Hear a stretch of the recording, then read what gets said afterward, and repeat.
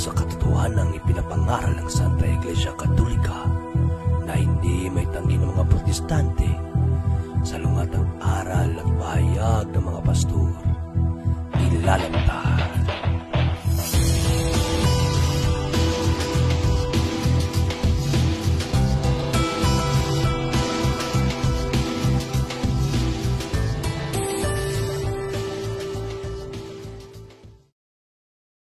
Car back, sauce in hand. Station naman, 393 AD hanggang 397 AD. Catholic Church na naman. May ambag pa si Fernandino. Wala. Anong ginawa ni Feryo? Nakibasa lang. Sunod naman, translation. Yung translation, nabuo nung 405 AD nila Pope Damasus. Si Pope Damasus, pari ng Katoliko yun. Ngayon, may inumpag pa si Feryo sa Katoliko. Meron o wala? Ang tanong ko sa'yo, meron bang inumpag si Feryo? Kasi dinadalin yung mga Katoliko eh. Katoliko ako. Ngayon, ang nag-translation ng Biblia, 405 AD Catholic Church. Tanong ko sa'yo, may itinulong ba si Feryo nung 405 AD? Meron o wala? Hindi pa siya pinapayagan. Ayun, ibig sabihin, tinatanggap nyo na wala kayong ambag sa pagbuo ng Biblia dahil nung 405 AD, wala pa si Feryo. Bakit namin tinatanggap na wala kaming ambag? Tanong ko sa'yo, nung 405 AD, meron ba kayong pastor o? Hindi, tinatanong ko kayo. Ang aking pero naniniwala ka, Abdos, nagsusugo. Nagsusugo? Naniniwala ka? Kaya sa panahon niya, sigurado ka ba? Hanggang sa panahon lang niya. Hanggang sa panahon lang niya. Pasagutin mo ko. Ngayon, babasahin mo yung pagka-apostol, nagpapatuloy. Yun, lapat kay Kristo yun. Bakit? Bakit lapat? Kaya 24 ng Hebreo, yung pagka-apostol, pagka-sacerdote ni Kristo, walang kapalit. Huwag niyong isama si Feryo dahil wala naman sa Biblia si Feryo. Magandang umagat o gabi sa inyo, Father Darwin, Bro Jared. Dati po akong debater ng MCGI, pero hindi po ako kaanib sa kanila. Naniniwala lang po kay Brother Eddie. Muntik na po akong umanin.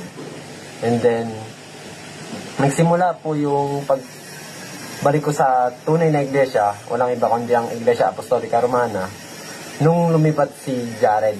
I mean, hindi porket lumipat si Jared, lumipat na din ako. I mean, sinaliksik ko muna siya ng 2 araw siguro yun. Sinaliksik ko yung Iglesia Apostolica Romana. Marami akong mga binasa doon. Yung mga sinabi ni Jared, pinag-aralan ko. Then, napansin ko, nagtutugma-tugma. Gaya ng sa sinabi ni Jared, ayon sa Biblia, kung ano ipahintulot mo sa lupa, ay ipapahintulot din sa langit.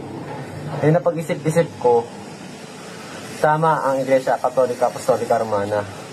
At ang sabi din ni Jared, sa mga rebulto, yung mga Diyos-Diyosan, yun yung hindi nag-exist. Sabi ni Jared, sa unang Korinto 8:4 yata yun. Kaya napag-isip-isip ko na umanib ulit ako. Bumalik ako sa tunay na iglesia. Yun lang po. Magandang tanghali mga kapatid. At sa tulong ng Diyos ay makakapag-catechize na tayo gamit yung speaker. Makakasigaw na tayo. Sabi nga nung sa lumang tipan, 58:1 ng Isaiah, sumigaw ka ng malakas. Wala pang speaker nun Ngayon may speaker na, digital na. Bakit? 12:4 ng Daniel, dahil natutupad yung sinabi ng Diyos kay Propeta Daniel na ang kaalaman ay lalago. Kaya yung pangangaral, digital na rin. Meron na tayong pakakak. Meron na tayong improvise na speaker. Kaya salamat mga kapatid sa mga tumulong, nagmagandang loob. Ayun, tuloy-tuloy lang tayo. Inunahan na natin yung mga protestante dito sa pwesto. Bali, maya-maya, uwi kami. Tapos pag marami ng tao, may weekend, tuturo natin sa kanila ang tunay na aral ng Pillar and Foundation of Truth in 3:15 of 1 Timothy. At according to CCC, yun ang Roman Catholic Church. Ayan, para maraming mga kapatid na makaalam rin ng katotohanan. Dahil sa 2:4 ng unang Timoteo, dahil ang ibig niya lahat ng tao'y mangaligtas sa papaanong paraan. 28 na tao, lahat ng mga bagay na inulit niya. Dahil yan lang naman ang alam kong gawang mabuti inaamin ko, bagsak ako sa lahat. Eto lang yung pinagkalooban ng Diyos na gawin na. Pag hindi ko pa ginawa to, nang saysay ko. Magkakasala ako, 4:17 ng Santiago. Bakit? 2:10 ng Epeso. Tayo kanyang gawa para sa mabubuting gawa. At isa doon, yung ituro natin sa mga tao, ganapin ang lahat ng mga bagay na inuutos niya.